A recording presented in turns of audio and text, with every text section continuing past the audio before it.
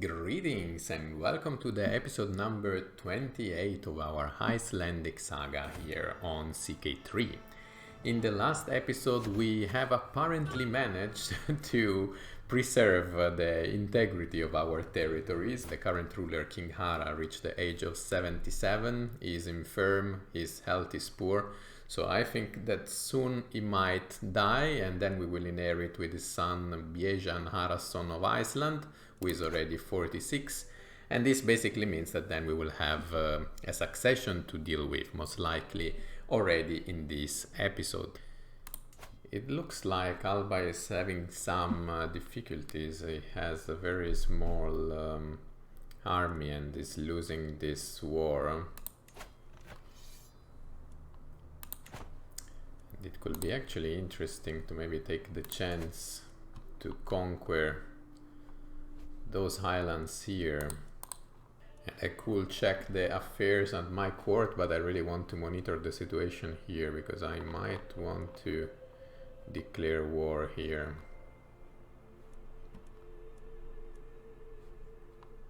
At the right time. And I think the right time is right now. I think we might go for the holy war for the duchy, because these counties are currently held by Catholic rulers and this will give us the chance of seizing them. Alternatively, I could conquer the duchy, but then this means that those rulers will then become my vassals and they are Catholic rulers, so I will go for the holy war for the duchy, to be honest. It will cost us 200 of piety, but we have plenty of piety, so why not?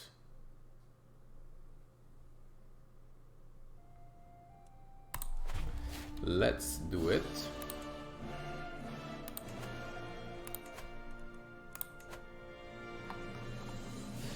Then I will move my rally point there, raise all my armies and go straight to their capital. I don't even try to conquer those little islands first.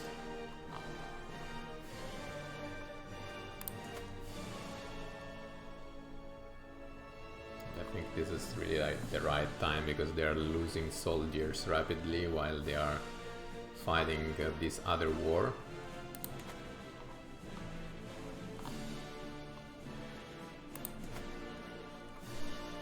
By the time we arrive there, the war will be over. Yes, the other war finished in the meantime. They are left with 500 soldiers when we arrive there. And it should be quite easy. We are 5,000 men against 500.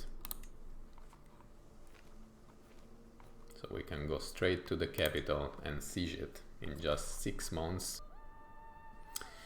An empty throne. I am reminded by one of my courtiers that I should attend my royal duties. And I will do it, it's just that I was busy with this plan of a rapid war in Alba. So here we have the gallant champion, this is Birgir. He gets a lot of praises and of course with all the praise raining down on him it is made clear that I am expected to officially reward him in some manner. I do not want to give away land, not right now, but I can appoint him as my personal champion, very good. And then also my chancellor, she gestures to a less populated spot in the room and I follow her there. I'm concerned about the state of Reykjavik Castle. While holding a meeting in one of the rooms, we all noticed a horrific smell. It must have come from the latrines on the floor below. I implore you to consider paying to fix the neglected parts of the building. And this is an event that actually happened, historically speaking. It happened somewhere in Germany. I think it was in the city of Erfurt. There was an incident in the Middle Age that costed many lives. And it was related to the latrines of the castle. Probably here I would rather spend the money I mean, I could also try to spend less money involving my steward, but there is also the risk that I will spend 140 units of gold, and we are not particularly rich right now. If I don't fix the latrines, dread gain, vassal opinion, court grandeur. Okay, let's repair it. Let's repair it. And I could also hold court. Let's do it once we are here. It will cost 100 of prestige. Fine for me. So we have here Count Geir, who is disgruntled. Falkir, I have a right to the county of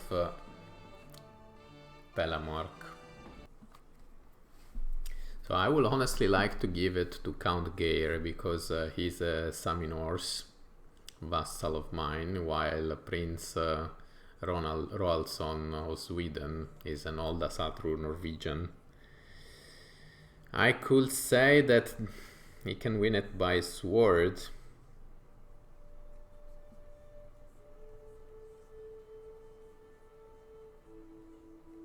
Let's try. It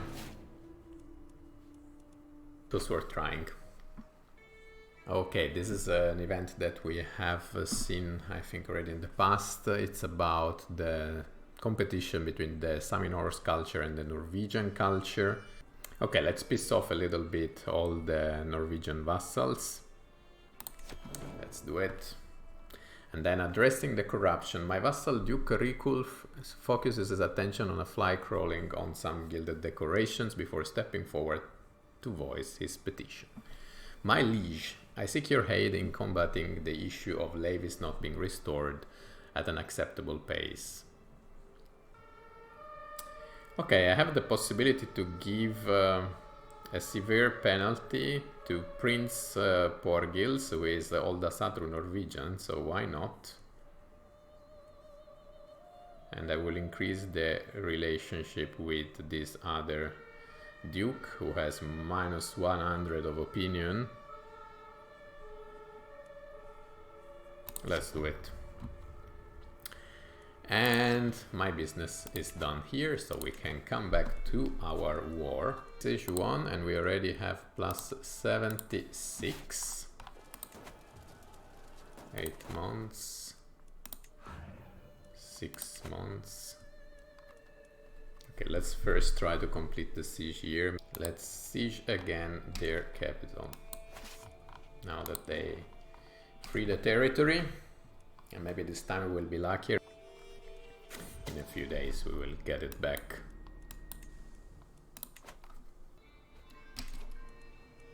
– 81 again. Let's go here.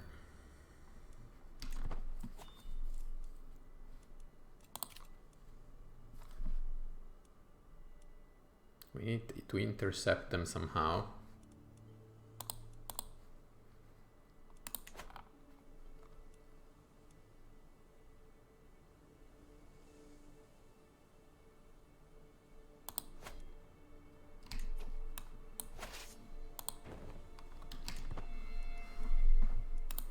We will have the disembarkment, and we are also starving, but we should be able to get rid of them and complete this war.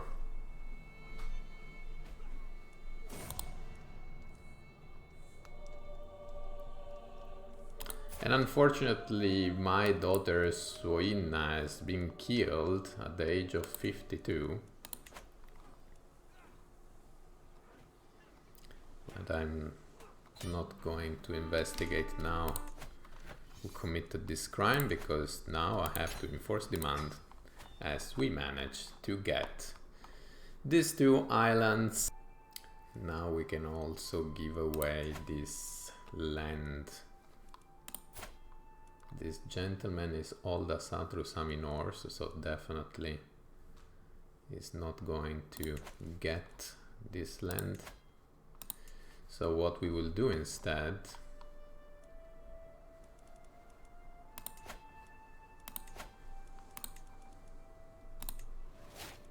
is to grant this gentleman both this and Faroe Island.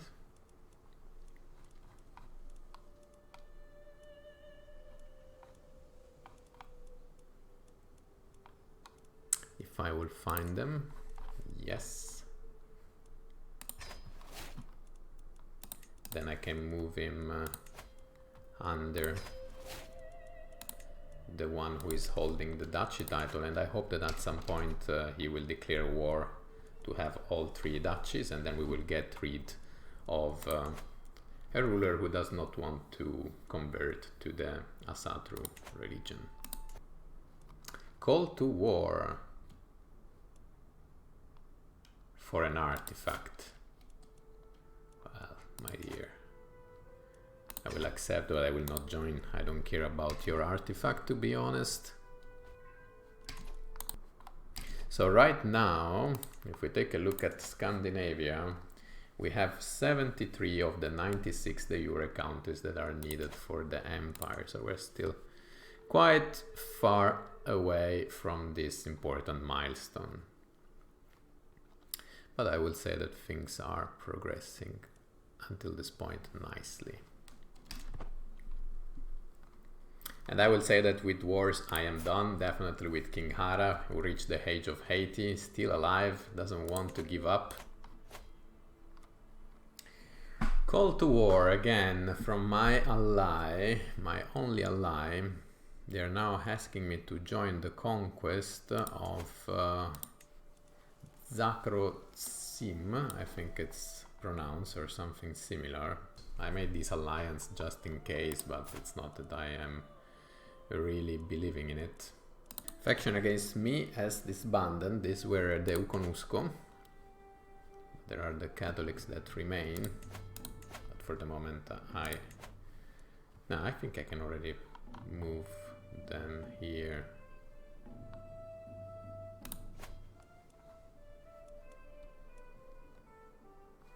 And I can also move my spy master to my court to see if I can find somehow who was responsible for the death of my daughter Suoinna.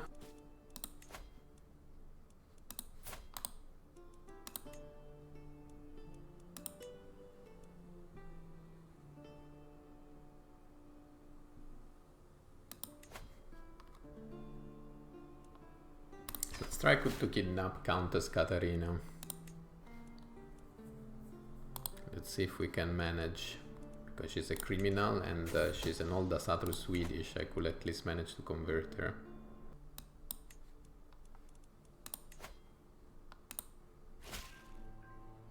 But she's not worth all this gold. Maybe I can move my spy master to support schemes to increase our chances.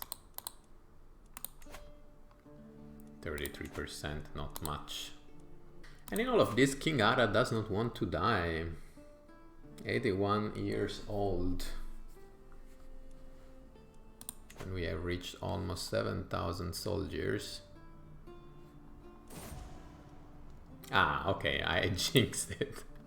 As soon as I said it, then the message showed up that he has a maximum 1 year to live. Then it's fine. I think we can wait for his death and then we can see what happens upon succession. And then we will start a new episode directly with the new ruler. And probably what I should do instead of continuing this scheme, I don't think I will have enough time to complete it. But there is this little boy, Andres Bjejensson Svavarsson, with good stats, but this will ruin the succession. Not the next one, but the one after, so maybe I could already do something here. I don't want to kill the old one because he has already some stats and he's 16, so he's already even ready to inherit. But I could try to murder my grandson.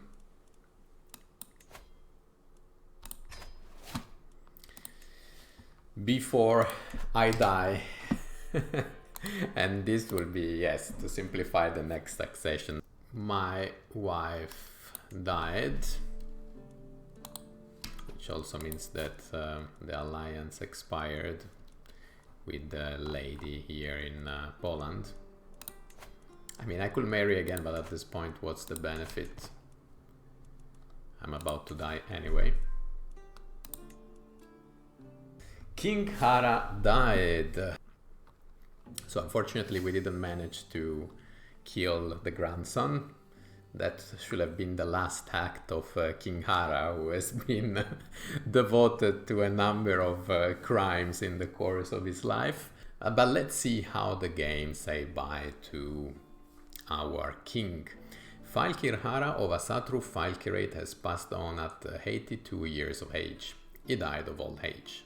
A hollow shell of his former self, he had long lost his wits by the time of his final passing. That's because I was infirm in the last years of my life. Falkir Biejan ascend to the throne, having mastered many skills, is sure to be admired by his subject. We will see, because I'm not that sure that he will have an easy succession. We will discover in the next episode, but let's see.